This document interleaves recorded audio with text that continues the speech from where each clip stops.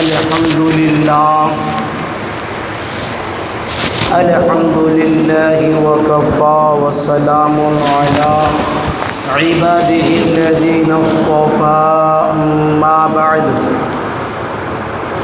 أعوذ بالله من الشيطان الرجيم بسم الله الرحمن الرحيم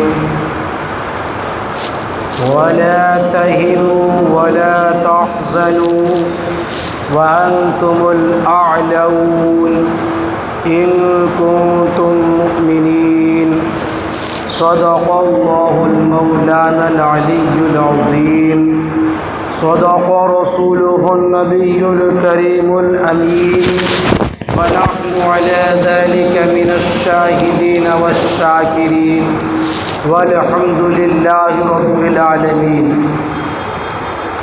بزرگان محترم، قرآن کریم کی ایک آیت کریمہ آپ حضرات کے سامنے تلاوت کی گئی۔ اس آیت کریمہ کی روشنی میں کچھ باتیں بیان کرنے کی کوشش کی جائے گی کہ آج ملک ہندوستان کے اندر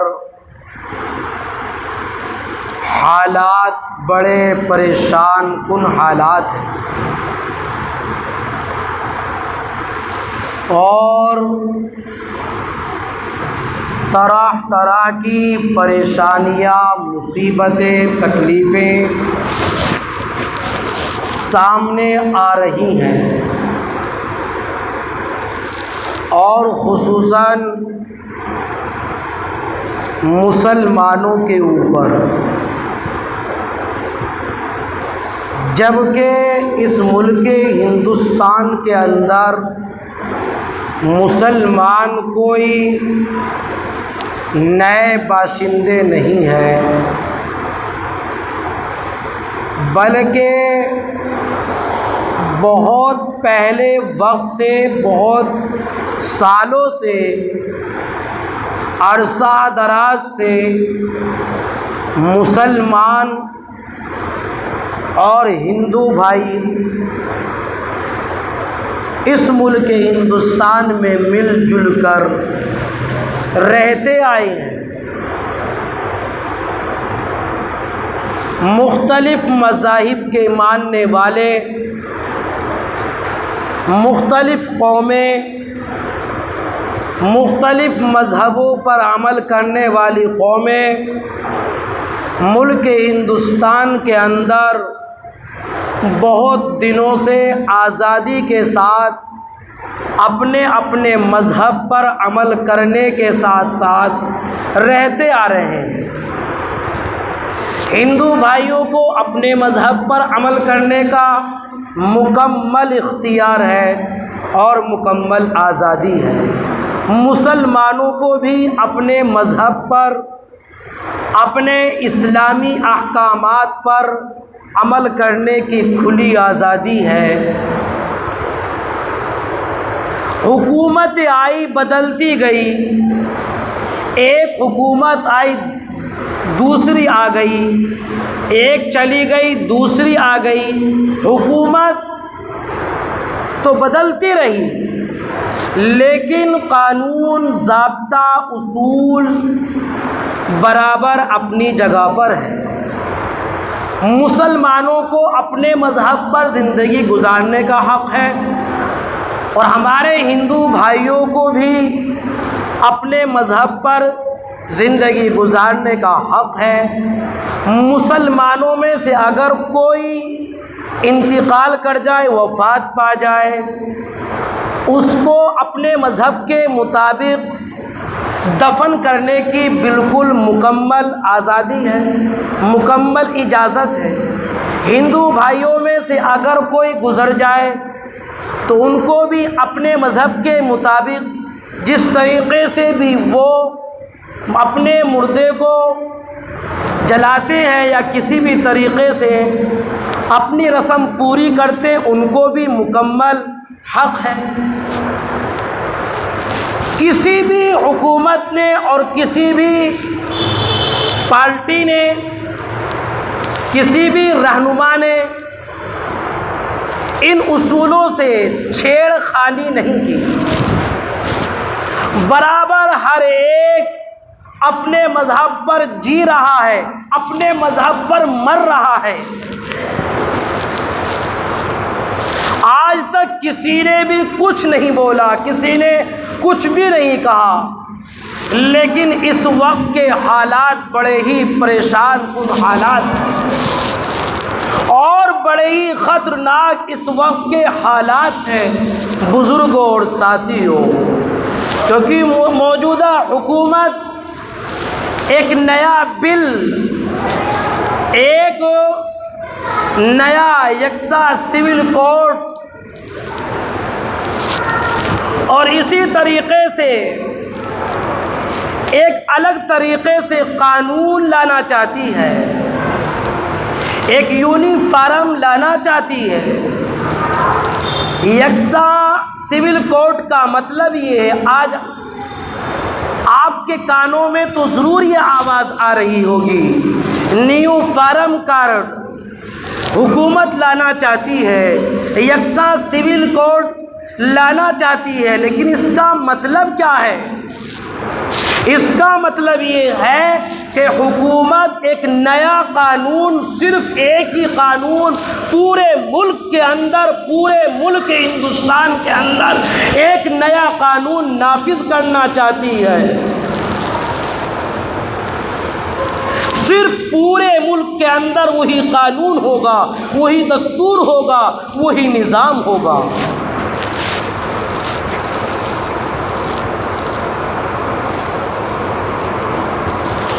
وہی یونیفارم اور یکساں سول کوڈ جو نیا قانون ملک کے اندر آنے والا ہے، لانا چاہتی ہے حکومت، اسی کے بارے میں لا کمیشن نے پورے ملک ہندوستان کے باشندوں سے رائے طلب کی ہے، رائے مانگی ہے، اور کہا ہے کہ تمہاری اس بارے میں کیا رائے ہے۔ وہ نیا قانون اور نیا دستور آنا چاہیے یا نہیں آنا چاہیے، بار بار اس کی رائے طلب کی گئی ہے۔ سن 2018 میں بھی یہ رائے طلب کی گئی تھی، تو بالکل اس کے خلاف رائے آئی تھی۔ تمام کے تمام ملک ہندوستان کے باشندوں نے یہ رائے دی تھی کہ ہمیں یہ قانون بالکل بھی، ہمیں یہ قانون نہیں چاہیے، ہم اس قانون کو لانا نہیں چاہتے، اس لیے لا کمیشن نے اس کو بالکل الگ تھلگ کر دیا تھا، اس قانون کو ختم کر دیا تھا کہ جب باشندگان ملک ہندوستان کی نہیں چاہتے تو یہ نیا قانون نہیں آ سکتا۔ لہذا اب پھر دوبارہ سے وہی قانون لانا چاہتے ہیں، ملک ہندوستان کے اندر وہی قانون نافذ کرنا چاہتے ہیں، تو لہذا پھر دوبارہ سے لا کمیشن نے ہر ایک باشندے سے، ملک ہندوستان کے ہر ایک، چاہے وہ ہندو ہو، چاہے وہ سکھ ہو، چاہے وہ عیسائی ہو، چاہے وہ مسلمان ہو، چاہے وہ کسی بھی مذہب کا ماننے والا ہو، ہر ایک سے رائے طلب کی ہے، اور لا کمیشن معلوم کرنا چاہتا ہے کہ تمہارے اس قانون کے لانے کے بارے میں، اس قانون کو نافذ کرنے کے بارے میں تمہاری کیا رائے ہے۔ اور اس کا وقت جو دیا ہے وہ غالباً 30 اگست یا 30 ستمبر، ذہن میں نہیں آ رہا، بہرحال وہ وقت متعین ہے، اس وقت سے پہلے جتنی بھی رائے پہنچ جائے تو بہت اچھا ہے، ورنہ مسلمانوں یاد رکھنا، اگر وہ یکساں سول کوڈ، اگر وہ قانون ملک ہندوستان کے اندر نافذ ہو گیا تو تمہاری نمازوں پر بھی آنچ آئے گی، تمہارے روزوں پر بھی آنچ آئے گی، تمہارے حج کرنے پر بھی آنچ آئے گی، تمہارے مردوں کو دفن کرنے میں بھی آنچ آنچ آئے گی، اور خدا کی قسم نہ جانے پھر تم جو آزادی کے ساتھ مسجد کے اندر جو سجدہ کر رہے ہو تو نہیں کر پاؤ گے۔ مسلمان بھائیوں، آپ اس کو ہلکے میں لے رہے ہو، ہلکے میں ہم اس کو سمجھ رہے ہیں۔ بتائیے کون سا گھر ایسا ہے کہ جس گھر کے اندر بڑا موبائل نہیں ہے، جس پر واٹس ایپ چلتی ہو، اسی طریقے سے یوٹیوب چلتا ہو، اس کے اندر گوگل چلتا ہو؟ کوئی سا گھر آج کے دور میں ایسا خالی نہیں ہے جس گھر کے اندر ایک نہ ایک موبائل ضرور ہوگا، ضرور ہے۔ ورنہ دیکھا تو آج کے دور میں یہ جا رہا ہے کہ اگر گھر کے اندر اگر 5 فیملی کے ہیں، 10 فیملی کے ہیں، الگ الگ ہر ایک پر بڑا موبائل ہے، گھنٹوں گھنٹوں موبائلوں میں الٹی سیدھی چیزوں کے دیکھنے میں تو گزر جاتے ہیں۔ اور میرے مسلمان بھائیوں، کیا 5 منٹ تمہارے پاس اس کے لیے نہیں ہے؟ ہر واٹس ایپ کے اندر، ہر واٹس ایپ پر، ہر موبائل پر یہ آپشن آیا ہوا ہے اور یہ لنک ہر ایک کے پاس آئی ہوئی ہے۔ آپ اس کو درج کیجئے، آپ اس پر انگلی ماریے، اس کے اوپر 2 آپشن بن کر کے آئیں گے، انگریزی، اردو۔ آپ جس چیز میں بھی چاہے اپنا نام لکھ سکتے ہیں، اس پر آپ انگلی ماریے، اس کے بعد ای میل آئی ڈی جو وہاں پر لا کمیشن جانی ہے وہ سامنے آ جاتی ہے موبائل میں، آپ وہاں پر اپنا نام لکھیے، لہٰذا آپ کا یہ درج ہو جائے گا احتجاج۔ آپ کی رائے درج ہو گئی کہ ہمیں یہ قانون نہیں چاہیے، ہمیں اس قانون کی ضرورت ہی نہیں ہے۔ ہم تو صحیح طریقے سے ہندو بھائی بھی اور مسلمان بھائی بھی آزادی کے ساتھ زندگی گزار رہے ہیں۔ ایک ہی محلے کے اندر مسلمان کا گھر ہے اور اسی محلے کے اندر ہندو بھائی کا بھی گھر ہے۔ مسلمان بھائی بھی اس کو اپنی شادی بیاہوں میں یاد کرتے ہیں اور ہندو بھائی بھی اپنی شادی بیاہوں میں مسلمان کو یاد کرتے ہیں۔ بڑی محبت کے ساتھ زندگی گزار رہے تھے، زندگی گزار رہے تھے۔ ملک ہندوستان کی سالمیت کو، اس قانون کو لا کر ختم کرنا چاہتے ہیں، ہندو کو الگ کرنا چاہتے ہیں، مسلمانوں کو الگ کرنا چاہتے ہیں۔ اور میرے بزرگوں اور ساتھیوں، مسلمان بھائیوں، ایسا نہیں ہے کہ ہندو بھائی بھی یہ رائے نہیں دے رہے ہیں، بالکل رائے دے رہے ہیں۔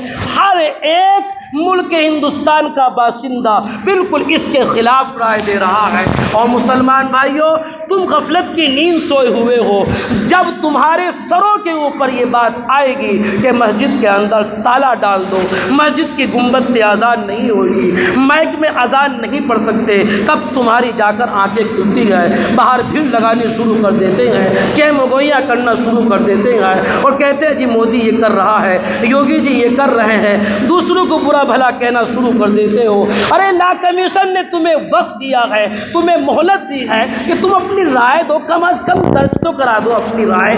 جتنی رائے لا کمیشن کو پہنچے گی انشاءاللہ تعالی یہ بل پاس نہیں ہوئے گا۔ پہلے بھی کئی مرتبہ اس کے بارے میں رائے لے چکے ہیں، سن 2018 میں بھی یہ رائے طلب کی گئی تھی، اتنی رائے پہنچی اس کے خلاف، اتنی رائے پہنچی اس کے خلاف کہ لا کمیشن کو مجبور ہونا پڑا اور اس قانون کو ختم کر دیا گیا۔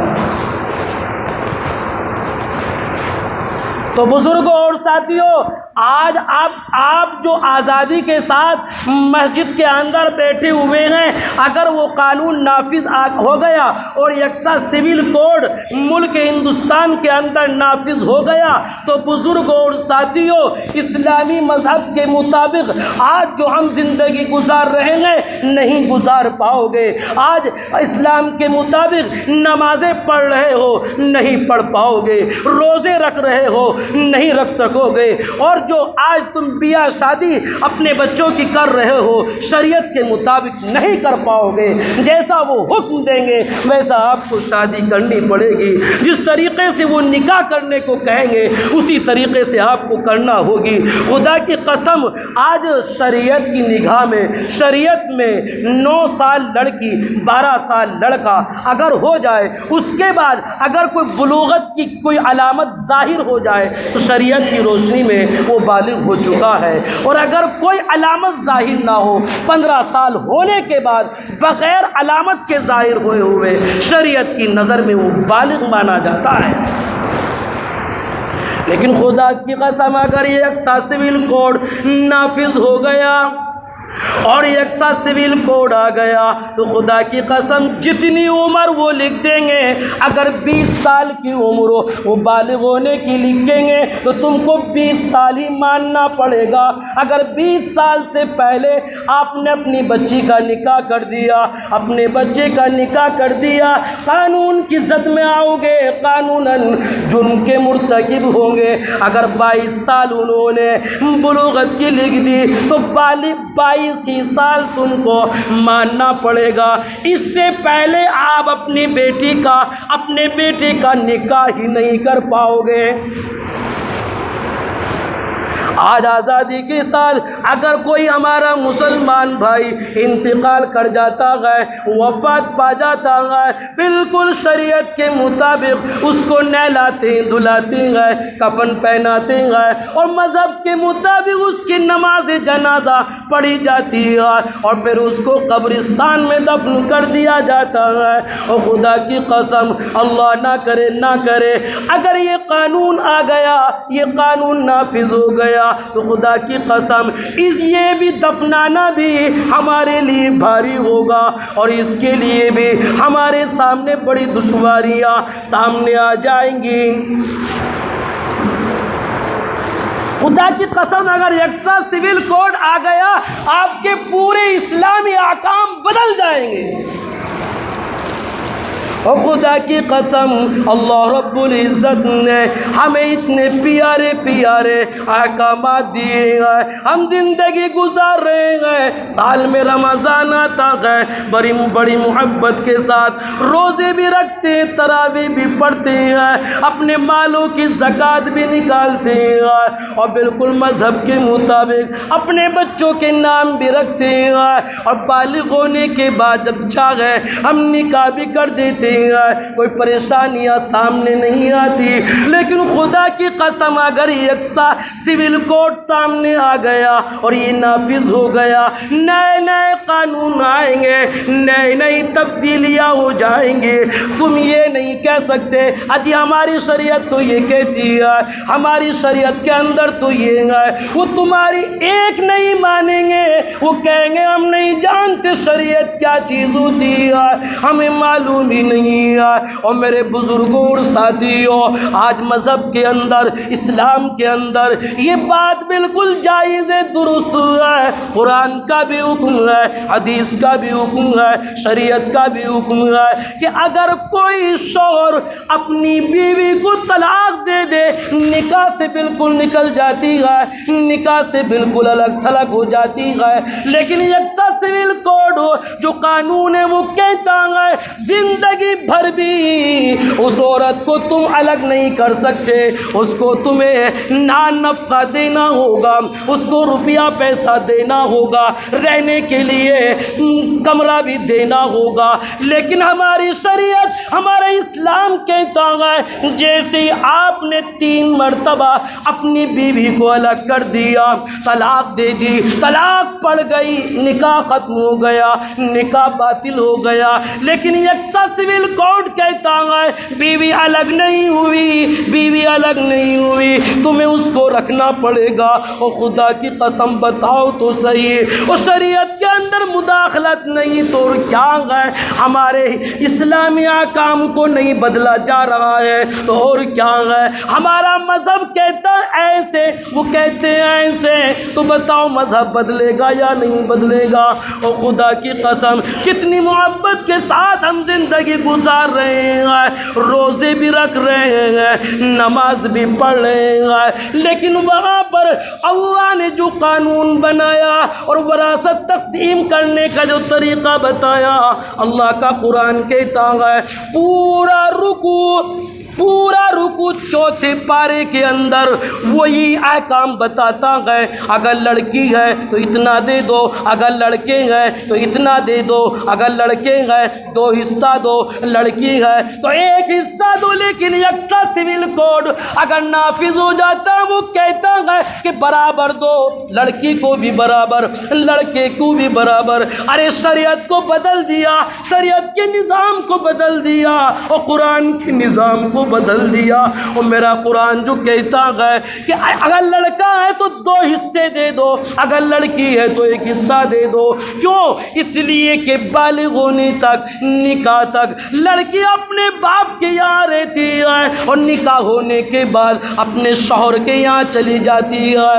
ارے شوہر کے یہاں بھی وراثت میں لڑکی کا حصہ ہوتا ہے اور باپ کے یہاں بھی آدھا 1 حصہ ہوتا ہے۔ تو اس لیے شریعت نے 1 حصہ رکھا ہے اور لڑکے کے 2 حصے رکھے ہیں۔ کیوں؟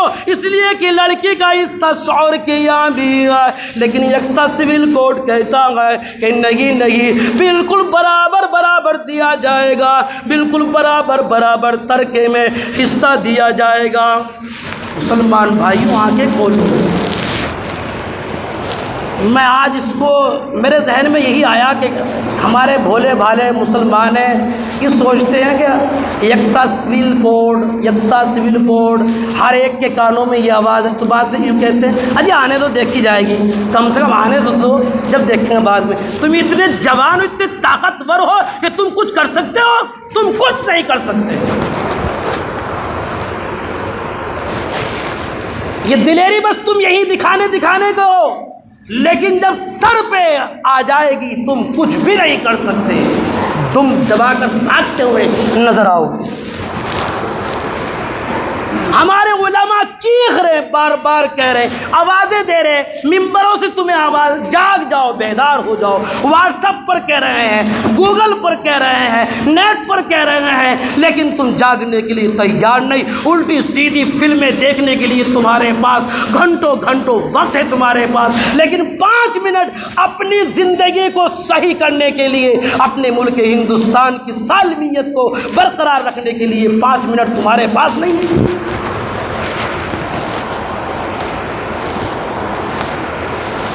موبائل کے اندر لکھو ہر ایک نام، گھر کے اندر 10 نام ہے، 10 نام لکھو، آپ 10 نام اس کے خلاف جائیں گے لا کمیشن کو، اور وہ فیصلہ کرنے پر پھر مجبور ہو جائے گا جیسے پہلے مجبور ہوا تھا۔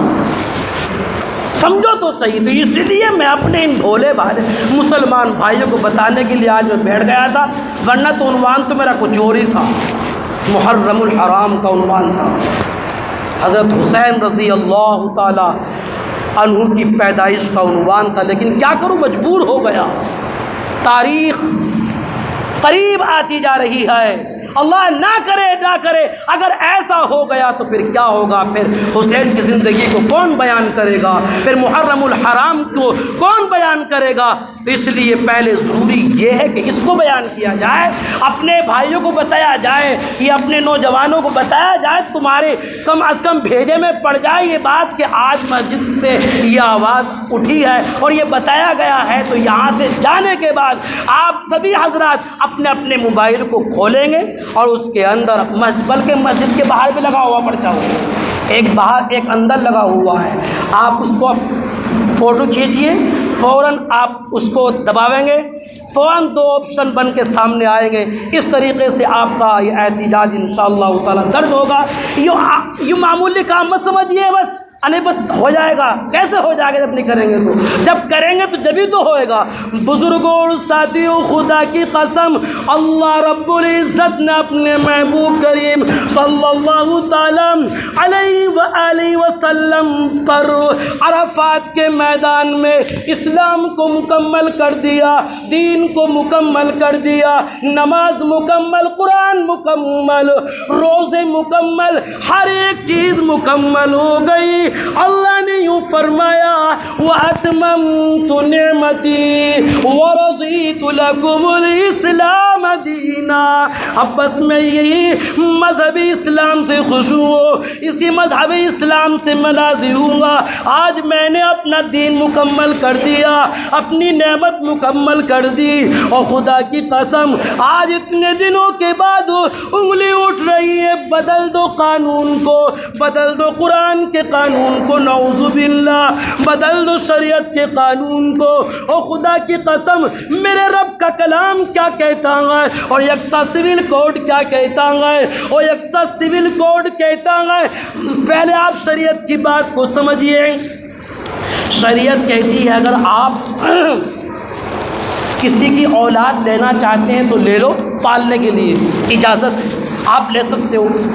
لیتے ہیں نا بعض کسی کی لڑکی لے لیتے ہیں یا لڑکا لے لیتے ہیں پالنے کے لیے، لیکن ہماری شریعت، ہمارا قرآن یہ کہتا ہے کہ تمہارے لینے سے تمہارا حقیقی بیٹا نہیں ہوگا، تمہاری حقیقی اولاد ہو ہی نہیں سکتی، تمہارے لیے وہ اجنبی ہے۔